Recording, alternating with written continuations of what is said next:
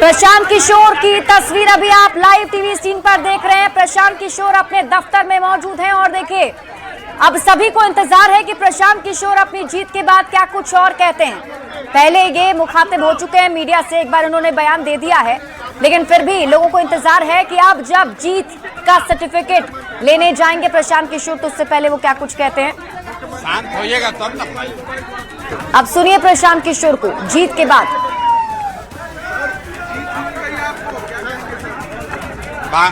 बांकीपुर की जनता को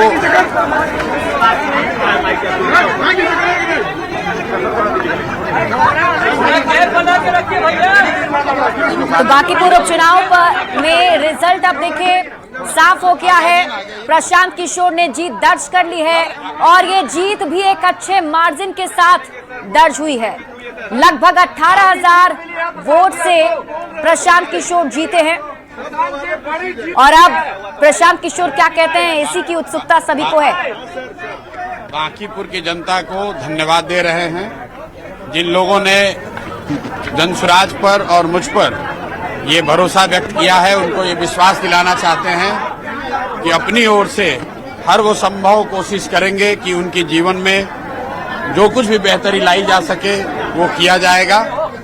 जो लोग चुनाव हार गए हैं उनको भी अपनी ओर से बधाई दे रहे हैं। लोकतंत्र है, चुनाव में हार जीत लगा रहता है, लेकिन बांकीपुर का जो चुनाव था ये चुनाव विधायक बनाने के लिए नहीं बना हुआ था।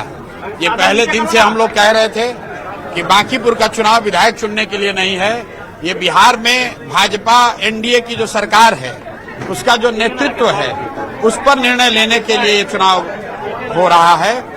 और बांकीपुर की जनता ने बड़ा स्पष्ट ये अपनी ओर से और बिहार के लोगों की ओर से ये मत दिया है कि भाजपा के केंद्रीय नेतृत्व को ये सोचना चाहिए, विचार करना चाहिए और बिहार के हित में, बिहार के बच्चों के हित में, बिहार में एक अच्छे व्यक्ति को, चरित्रवान और काबिल व्यक्ति को बिहार की कमान सौंपनी चाहिए।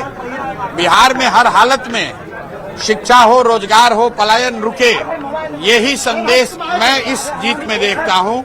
बिहार के लोग मोदी जी से, अमित शाह जी से, भाजपा के नेतृत्व से ये अपेक्षा रखते हैं कि आपको, एनडीए को, भाजपा को जो इतनी बड़ी जीत नवंबर में दी गई है उसके बाद आपकी ये जिम्मेवारी है कि बिहार में ध्वस्त हुई शिक्षा व्यवस्था को सुधारा जाए, बिहार के बच्चों के लिए रोजगार हो और हम लोग के बच्चों को 10-15 हजार रुपए के रोजी रोजगार के लिए बाहर न जाना पड़े। मोदी जी गुजरात की जितनी चिंता करते हैं, बांकीपुर की जनता ने जो अभी तक मोदी जी के ही वोटर रहे हैं, भाजपा के वोटर रहे हैं, कहीं न कहीं उन्होंने अपने मत के जरिए मोदी जी को ये संदेश दिया है कि हम लोगों ने भी आपको बनाने में कंधा लगाया है। अगर गुजरात से 25 एमपी जीत कर गए हैं तो बिहार से भी 30 से ज्यादा एमपी एनडीए के जीत कर गए हैं। अगर आप गुजरात की चिंता करते हैं तो ये समय आ गया है कि बिहार के लोगों की भी चिंता कीजिए। सिर्फ बिहार में 4 किलो अनाज और जाति के नाम पर वोट न मांगा जाए। बिहार के लोगों के लिए भी पढ़ाई रोजगार की बात हो, बिहार के बच्चों के लिए भी पलायन को रोकने की बात हो।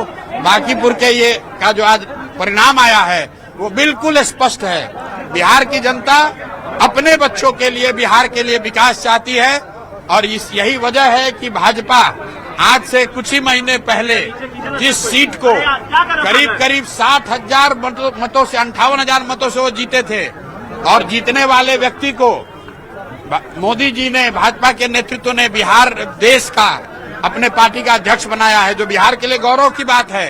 बावजूद इसके उसी विधानसभा के क्षेत्र के लोगों ने अगर भाजपा को इतनी करारी हार दी है, इसका मतलब बिल्कुल साफ है कि जो नेतृत्व यहाँ पर भाजपा ने थोपा है सम्राट चौधरी का, वो बिहार के लोगों को स्वीकार्य नहीं है। हम लोग चाहते हैं कि बिहार में भी प्रोग्रेसिव थिंकिंग वाला, कोई बेहतर चरित्र वाला आदमी, कोई बेहतर काबिल आदमी बिहार का मुख्यमंत्री बने। कुशवाहा बनाना है तो कुशवाहा ही बनाइए, लेकिन किसी अच्छे आदमी को बनाइए जो बिहार में रोजगार ला सके, जो बिहार में बच्चों की पढ़ाई की व्यवस्था कर सके, जो बिहार में पलायन रोक सके।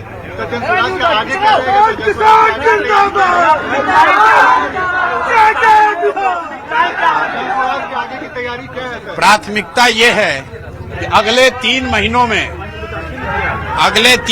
में बांकीपुर में आपको विजिबल चेंज दिखेगा, लेकिन उसके लिए आपको हमको 3 महीने का समय देना होगा और मेरी कोशिश होगी कि अगले 1-2 वर्षों में बांकीपुर को आदर्श विधानसभा के तौर पर रखा जाए, ताकि बिहार के जो 242 विधायक हैं उन पर भी लोकतांत्रिक दबाव बने कि एक चुना हुआ प्रतिनिधि अपने लोगों के लिए क्या कुछ कर सकता है।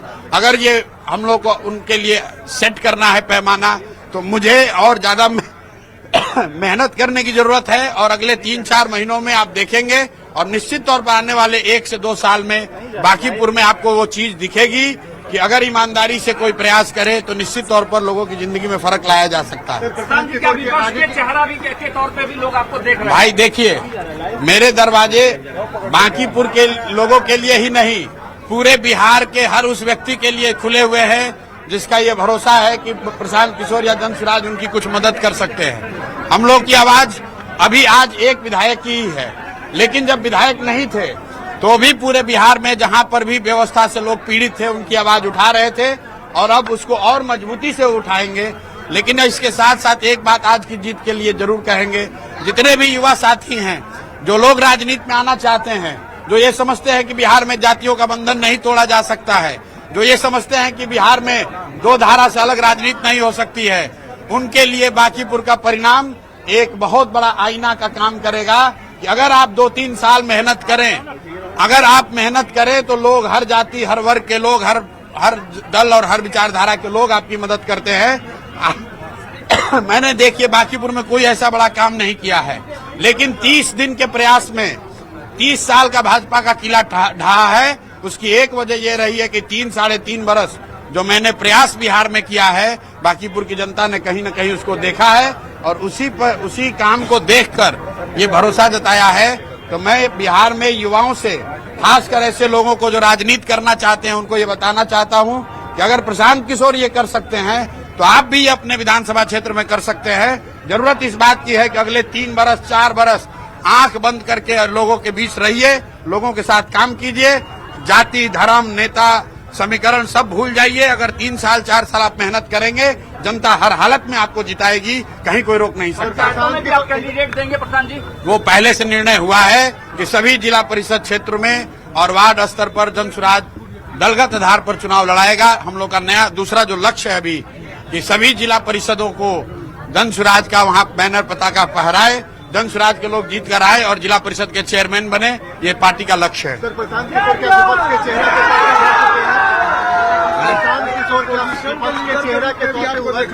नहीं, हम अपना चेहरा ऐसे ही देखते हैं जिस पर बिहार के उन सभी लोगों का भरोसा है जो कहीं से पीड़ित हैं, व्यवस्था से परेशान हैं। अगर वो जानते हैं, बिहार के लोग ये समझते हैं कि मैं बिहार की शिक्षा व्यवस्था नहीं सुधार सकता हूँ, मैं बिहार में रोजगार नहीं ला सकता हूँ, क्योंकि हमारे पास वो मैंडेट नहीं है।